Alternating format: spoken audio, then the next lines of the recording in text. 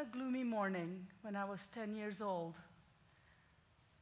I woke up to the door of my father's car slamming, phone ringing, dishes being stacked, and furniture being moved in the house. I opened my bedroom door and looked out to see my friends and family, each busy doing a different task. I looked for my mother and asked her what was going on in the house. And she said, my grandmother, who used to live with us, had just passed away.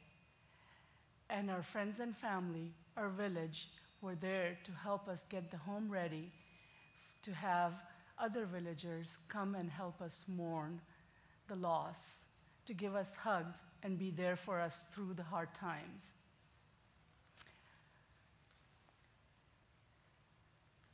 On February 15th, 1985, when I left Pakistan, I had 34 of those village people from Karachi. They came to see me off at the airport to wish me the best of luck and tell me how much they would miss me. I expected them to be there for my parents as they aged. But unfortunately, 25 years later, when I went to visit my parents, the only two people that came to the airport were my parents. And that's when it hit me really hard. The village that I had known and loved, the village I was going to rely on to take care of my parents, was no longer there.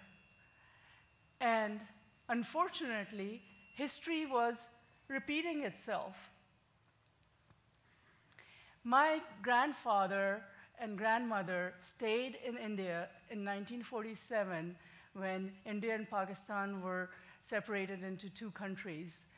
And they moved to Pakistan only in the 60s when they were aging. They went through the exact same experience as my parents. They lost their village and they had no one to take care of them as they aged.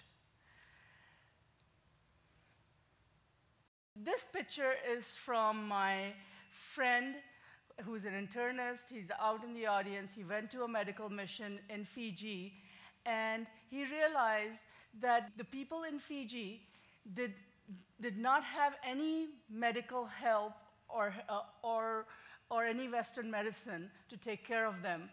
But what they had was each other. But what they had was connectedness and a purpose in life.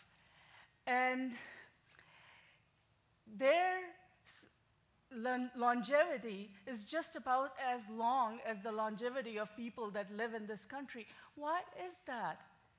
You know, there's been a lot of research, and one of the research on loneliness from AARP proves that loneliness is a significant predictor of poor health.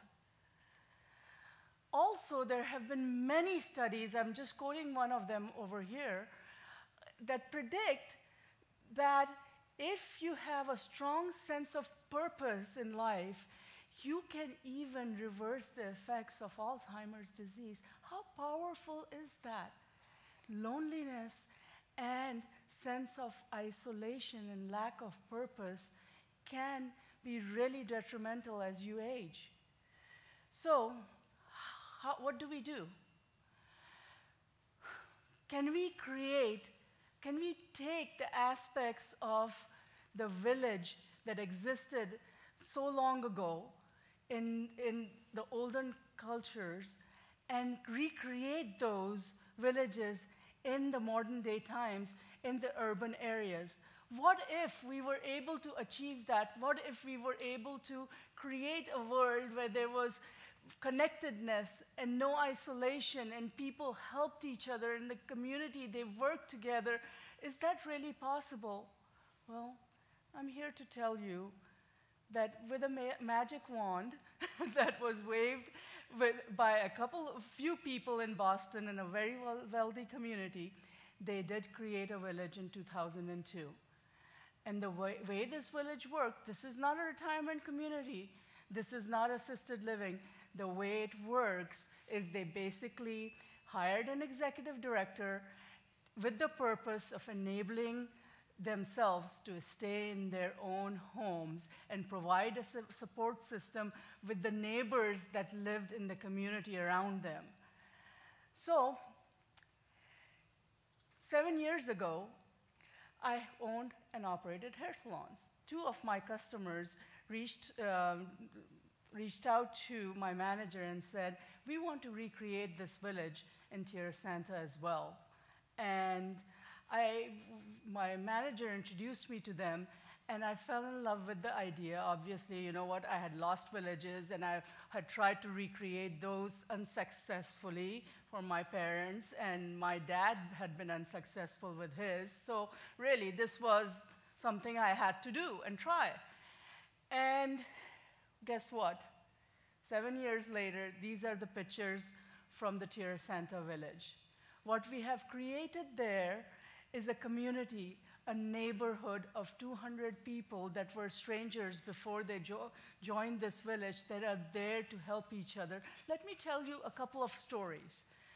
The first one I like to talk about is there is a Knit and Nosh group. Here's what these ladies do. They get together once a month. The one leader, she is a vivacious young person. I mean, she is amazing. You cannot miss her energy. If she was in this room, you'd know she was here. She gets donated yarn, doles out to her team members, and everyone knits squares. A month later, they bring the squares back together. She's got somebody who is the square connector, and they connect those squares and build a nice blanket that they then take to the VA hospital and donate. They have a sense of purpose. They're doing something great for the community. And oh, by the way, they're also helping by exercising their hands. Isn't that amazing? They have the sense of purpose that I talked about earlier. And the other story I want to tell you for sense of purpose is we have a program which is a bartering system from the old ages, but we've modernized it. For the digital age, it's an online time banking system, all right? So you get a point when you do something good for one person, and you can take that point and use it for something that you need. So she said, I really want to participate in this program, but I have nothing left to offer to anyone. How can I help anyone else? So the executive director sat down with her and made a list of 9 things she could still do for others. And guess what? She used to be a florist. She could make wonderful centerpieces. And we had her do that. We gave her 20 time bank dollars for a holiday party that she made centerpieces at. And she was in business. She was making time bank dollars when she couldn't make real dollars. That is amazing. And she had a sense of purpose in life, which is great. So here's, at a high level, we concentrate on the wellness, independence, purposefulness, and connectedness. That is the 4 core things that we concentrate on. And how do we deliver those things?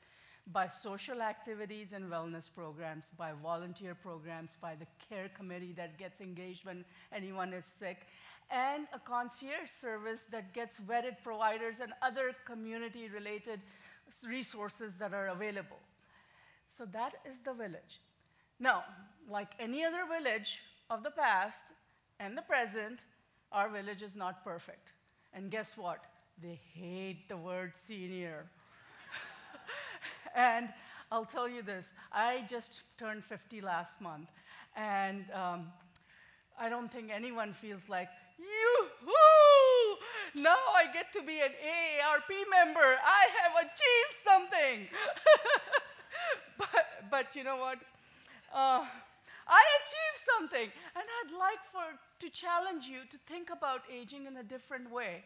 Because by the time I've turned 50, I've made, in my own way, and you have to, and you will too, because there's a lot of people in the audience that are very young, contributed to yourself, to your family, to your community, to the world in your own unique ways. Why should we feel bad about those accomplishments? We should be able to celebrate, right? Okay, good, woo! All right, so I want to challenge you for one more thing. You see this walker? I want you to imagine a little baby that is from your family. And the first time they walked, did you want to miss that opportunity to videotape them? No. Well, the first time your mom or dad or your aunt or great aunt or uncle walk with a walker, why don't you have the same sense of pride and joy? I challenge you to think about that. Because, you know what?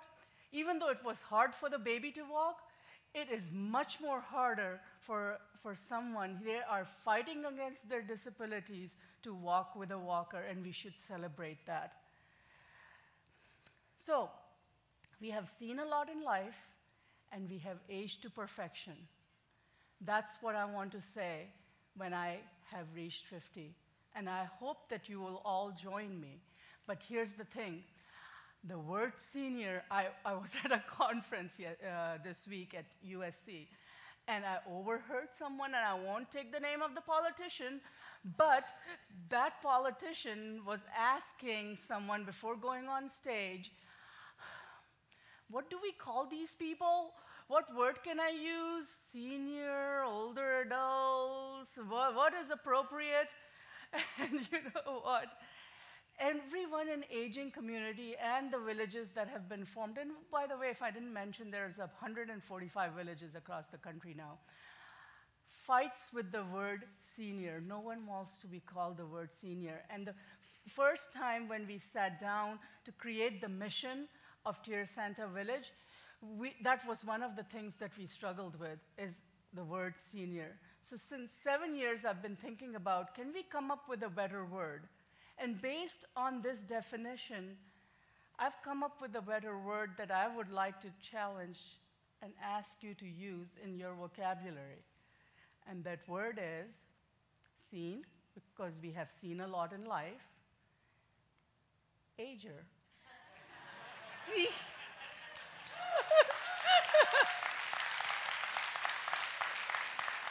And by the way, it's like a teenager, right? Teenagers think they know everything, and so do seenagers. But the difference is the seenagers have actually seen and experienced life, and maybe they are more right than the teenagers. That's what I'd like to think anyway. There's a silver tsunami coming, and you might not know this. It really is. That's the word they use in the aging circle these days. 1 out of every 5 Americans is going to be over the age of 65 by the time it's 2030. And look around you, majority of you, based on this statistic up here, are going to be taking care of someone that's older, over 80, and fragile. That's going to be the purpose of your life, taking care of someone. So I want to have you think about it, and the story I want to tell really quickly is I helped my dad figure out a purpose in life, and one day in assisted living, he said, there is someone that I'd like to teach chess to, and I brought him a chessboard, and he tried teaching the guy chess, and he was so proud of it. So I want you to join me in pledging. And can you say this out loud with me? Because I learned this, that pledging is a good thing based on the Boy Scouts that my son attends. So say this: I will lead my teenage years with pride and excitement, and I will encourage others to do the same. And now go to seenager.club and sign your name and tell me that you're going to do it. And tell yourself and make a commitment that you're going to do it. Thank you so much for your time.